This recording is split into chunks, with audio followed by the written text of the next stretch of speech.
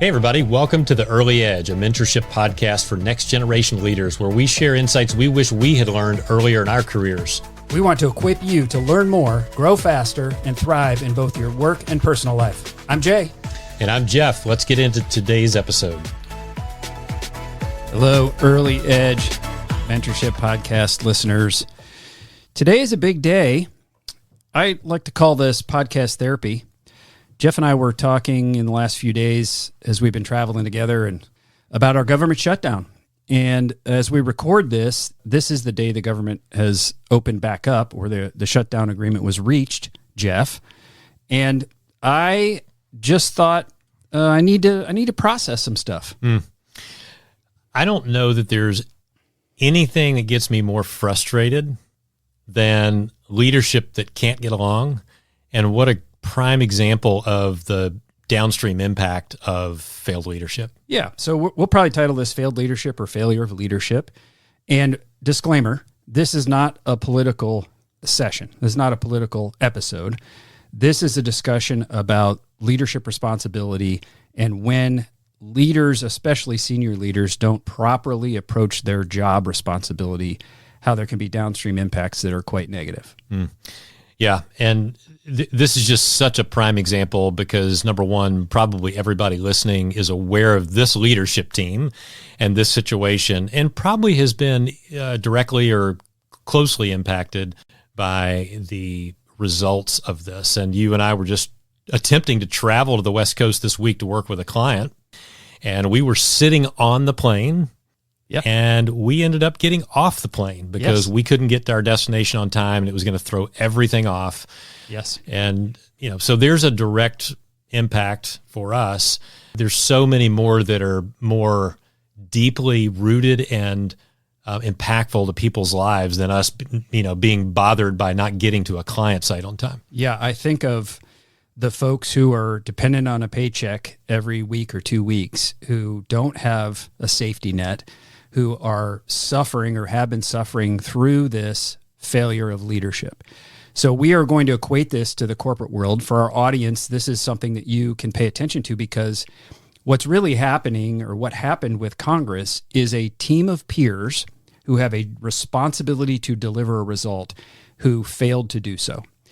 And you, wherever you are in your career, are going to be working with a team of peers, either on a team or cross-functionally, where you don't have authority and you still have to deliver a result. So we're going to talk about the principles that existed using our government shutdown, and also examples from our careers where complicated, cross-functional, peer-to-peer dynamics can get in the way of good business results. And while the team that you work on and the peers that are on your team, while they are not like Congress where they wear a red or a blue shirt every day, there are camps, or there are groups, or there are internal politics and things that you have to navigate. You really don't have a choice. You have to navigate these. Yes. And in many organizations, there are natural tensions between functional roles where it seems like the situation is set up for conflict. For example, sales and operations.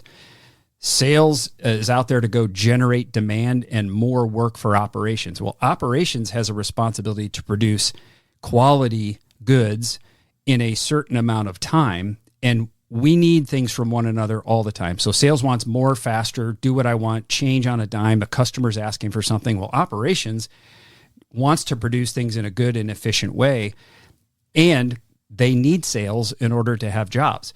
So those can be at odds, and organizations and leaders of organizations and members of teams and organizations have to figure out how to work across the aisle, quote unquote, to deliver a result. Yeah, with your peers to your left and your right, no pun intended, right? Yes. I mean, this is just a fact of life. Yeah, and in all transparency, this episode came to light because I was so freaking frustrated yesterday morning, because I really have felt helpless about having any ability to do anything about this government shutdown. And failure of leadership is just stuck in my brain, and it frustrates me. And so thank you, audience, for letting us process this out loud. And we hopefully will bring you some value relative to your work life. Yeah, I think you'll enjoy this episode because it is so relevant and hot right now, but the lessons are so applicable. Yeah, so let's talk about the core responsibilities of leaders in Congress or in a work environment. Yeah. What's the job? What's your responsibility as a leader? Well, looking at your peer group or your team or whatever you operate on, the primary measurement and goal is to deliver results. Yeah. And it's so important to understand. We both work with senior executives a lot. And these are folks who are in complex organizations that are working with sometimes challenging people with tough circumstances, deadlines, budget limitations, etc. That's all well and good, but they can't sit around and whine about it. They are in the position and they must deliver results. The further you grow in your career and in the larger organizations, the larger the organizations are where you work, you will have these situations where it might be tough and you might have tough people to deal with. You still have to deliver results. Interesting, a little bit of the difference between a business and Congress. Although a Congress member can be quote unquote fired, they can't in a situation like this where it's midterm and they're standing up for their group or their party or what have you. Whereas if you and I are in a business and on a team and we don't work well with others and do our part and deliver the results, we can just be fired right away. Yeah, if there is a competent boss in the workplace who is holding a team to results, they will get involved in discipline and consequences. And yes, maybe I think a big part of my frustration with Congress right now is I don't feel there's any accountability, at least immediate accountability for this failure. We did hear of a potential great government model that we do need to validate, by the way. So yes. I will say this with a disclaimer. Yes, thank you, Sean. There was a statement that the Canadian government and Parliament, I guess, if that government shuts down, all of the political positions are turned over because of the failure of leadership. They're all fired. I hope that's true. I hope that's true because it's brilliant. Yeah. Because here's a principle. There need to be consequences for failure to execute against the large result that you're expected to deliver. Yeah. There's shared accountability there. Correct. And this feeds into some of the other challenges. One of them is the leader or the representative has to put the good of the organization above their own self-interest. And I think there are probably examples across the spectrum, and I'm not going to try to identify certain people and certain agendas. For this shutdown to have taken place, there have to be a certain number of people who are more interested in their own agenda versus the impact on others or the good of the organization. And there are probably people in Congress who were so frustrated because they weren't sure how to get the good result because they were being motivated by the right thing, but they just couldn't have influence, at least until it got bad enough to where some people were willing to move. Yes.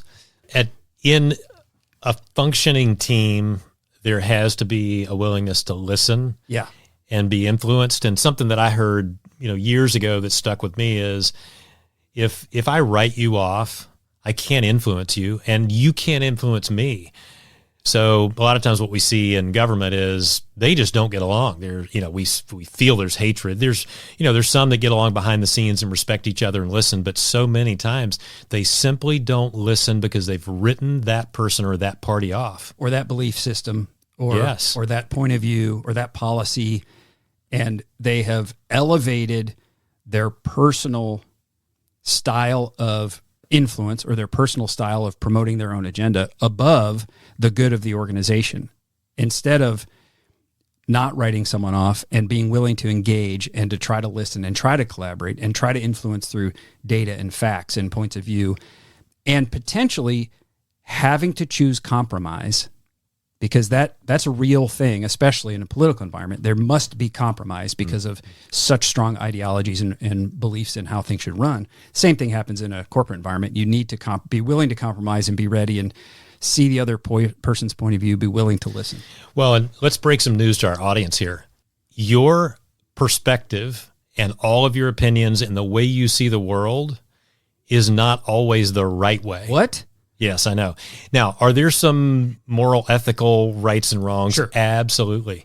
But so much of in our work life and even in federal government, Congress, it's not black and white like that. And you have to be willing to tell yourself that, yes, I see it this way and I think that I'm right, but I have to always be willing to listen to the other perspective and consider it. Yes.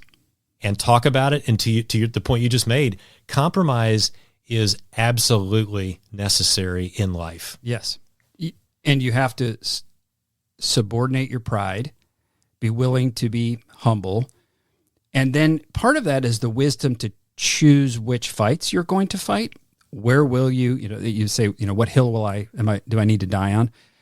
This is one of the failures for the government shutdown is I imagine some of the people who dug their heels in were doing it because they believed in the principles they were trying to defend. Okay, so I will assume positive intent about a belief system that said, I think this is absolutely crucial to our country on all sides. Yeah.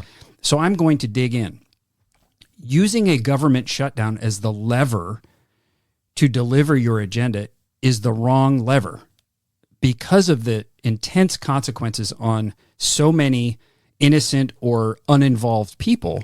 The ripple effect of this is monumental in the lives of thousands and millions of people. So that to me feels like the wrong lever to use to further your agenda, and therefore the wrong time, the wrong place, the wrong hill to die on because of the consequences associated with that failure. Think about the same scenario in a business. What if we had a business with 500 people and we got to a point where we just couldn't agree on how to handle it? So you know what? The whole company's on pause. Yes. We're not selling anything. We're not sending any invoices. We're not taking any payment. Yeah, we're not paying any of you guys. So but you can't leave. No. You can't leave. You might get paid. You might get paid. You don't know. And by the way, I will not be coming to the office for 2 months during this period. Right. I have other things to do. We're not going to attempt to work it out. We're just going to sit in our camp and, complain and bitch and moan. Can I say that on this podcast? You can. That is appropriate for And I'm going to complain about you Yes. and the team and the peers that I can't get along with. Yes. And by the way, I may use this to further my own brand as well a little bit. Get some attention. Tell the motorcycle story. You said that yesterday. Oh, well, I don't remember the Congress member's name. Good. And It doesn't I don't matter even remember what side of the alley Doesn't we're on. matter. I do because of a comment that was made. You can go look this one up. But as the rush for House members to get back to D.C. To do their jobs. Okay. Maybe they should have been there to begin with Excellent. and started talking to people and listening to people. They But should have been sleeping in their offices until this got solved. yeah, Go but some ahead. of their offices are only, 10 by 30 room. That's Gosh, true. how can you expect somebody to sleep in a room that small? That's true. Good point. I'm of course kidding. A Congress member was boasting and promoting that they were worried about getting on a plane to fly back and, travel schedule be canceled, whatever. So they got on their motorcycle and drove 900 miles. What a hero. And they were saying it was cold and all this stuff. And as they were promoting that, now I'm getting a little political, Jay. I don't know. This could be viewed by some of the audience members as political. This is not I'm in the middle, so I don't really. No disclaimer have an opinion here, necessary. this person in that tweet boastfully promoting about their own challenge and hard work of getting back to DC made a comment about the other side. Oh, of course. Blamed the other side. Of course. That's exactly to my point about what your priorities are. Are you about my responsibility to help this organization succeed, or am I about my own personal agenda, my own self-promotion? And spoiler alert, young professionals, you will encounter people who play the political game in the workplace. Self-promotion, taking credit, get used to it, get ready. It leads me to an example of a colleague, a friend and a client that I've done some work with who has ascended the corporate ladder very successfully in multiple organizations. And I've always admired his willingness to endure the political BS and the challenge of working with tough people in order to stay focused on the real goal at hand. He's done a masterful job at navigating politics and relationships and choosing when to fight and choosing when to collaborate and submit for the right reasons. And it has served him exceptionally well as he is ascended to global leadership roles doing really cool things and making a really nice living. Same thing with another colleague who is, I'll tell one more example, who has worked in a very complex, fast-paced, results-oriented organization for a number of years, starting in the plant leadership level and then moving into a supply chain VP level and recently promoted to chief operating officer of this multi-billion-dollar organization. I always admired his wisdom, his calm. He maintained focus on the critical few priorities, simplified what mattered most, dealt with really complex people very professionally, figured out a way to collaborate and compromise, and it has served him well. He's now in the number 2 seat, essentially, in this corporation. And I'll share a little bit of a story, too, around this. I think the point that I want to make that sets this story up is that there are, it seems to me, people that need an enemy to operate. Yeah. And too many times that enemy is within. I probably shouldn't use that term because that's been used politically a little bit, the enemy within. That is not what I mean. But, I have to have an enemy to put myself up because I think that's needed for me to be successful as a leader. Yeah. And so I worked on a team. This is going back many years. I will not mention a name. I really can't, of this company or this person. But one of my peers was someone who would really shout and scream in meetings. And they were known in the company as being really, really rough and maybe even unethical at times. But they would sometimes stand up in a conference room in a peer team meeting. This is the leadership team of this company. And I'm sitting, and they would stand up and they would lean over the table and almost reach out and scream when they didn't feel like they were getting from me and my organization what was expected. And it was just so ineffective. And so a lot of this comes back to what makes up an elite team. How does an elite team operate? And these are certainly examples of the opposite of elite teams. Yeah. You and I get to do a lot of work with leadership teams, executive teams, and probably the greatest thing we get to do now in this case is, since we're not on the team, we can be so direct and transparent about what we see. Yes. And point it out, especially when it's egregious. Yeah. It's part of the reason we get engaged is because of our unbiased view, our perspective, not in their weeds. We are there to deliver results for the business. So we are objective. It's our responsibility to call it out when we see it. I'm curious about that example. Because that person that you had to work with was so tough to work with, did you get a pass on delivering results? No, absolutely not. You still had to do your job. Yeah, absolutely. And the challenge there is this individual had been with the company for so long and had worked there since they were right out of school.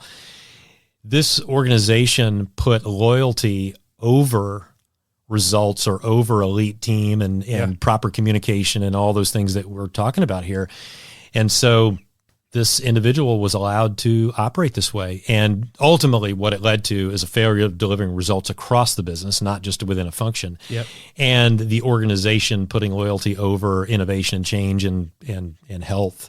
Yep. And so the organization just shrunk, and some of the business units were sold off, and it just, so it didn't work. And they never were willing to change it. Yeah. While you were there, you were held accountable. And then I imagine you chose not to stay there because of that environment and the business didn't succeed. Yeah. I mean, it was because of that operating environment across the leadership team.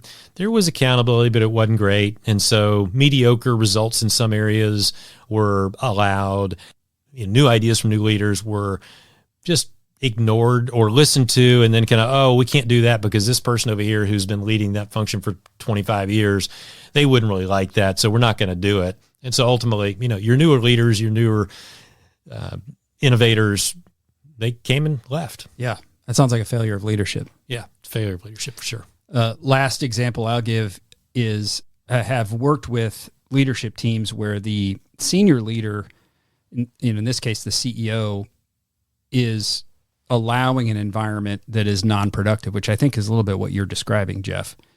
When you have a lack of ultimate accountability, in this case in a CEO, and then you have a peer set, in this case the executive team, who are not collaborating, who are focused on their own agendas, who are not willing to listen and work together to deliver organizational objectives, you get what I like to refer to as churn, where the organization is just spinning in place and lots of stuff that isn't good happens during churn. You lose good people.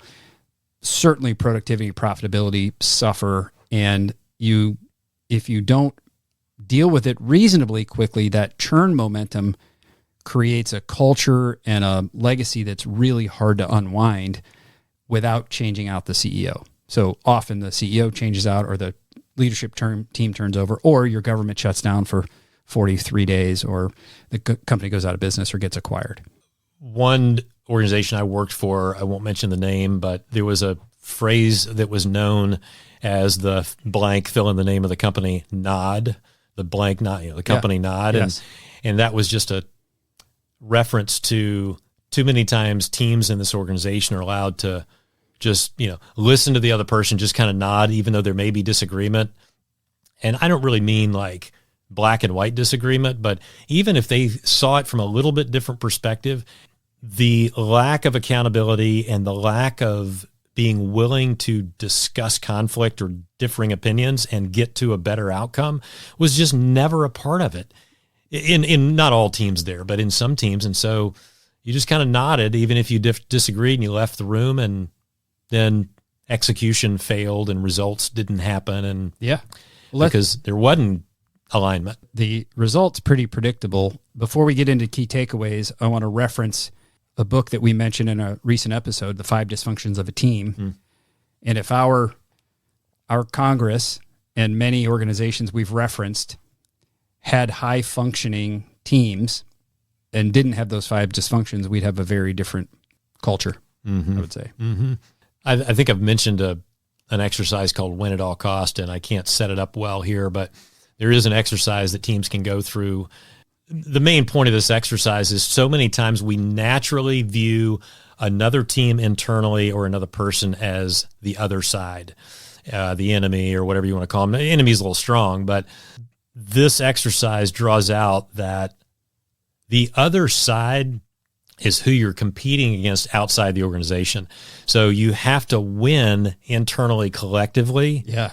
And what that draws out is, are we communicating? Are we humble? Do we listen? Are we considering other perspectives? And do we leave the room with alignment, even if we don't fully agree? Yeah. And that all ties right back to the breakdown of Congress. Yeah. The last thing I'll say is, when I'm mediating conversations between parties in conflict or teams in conflict, I will set the image by saying, let's go from you and them across the table against one another to you and them side by side across the table from the problem or the confusion.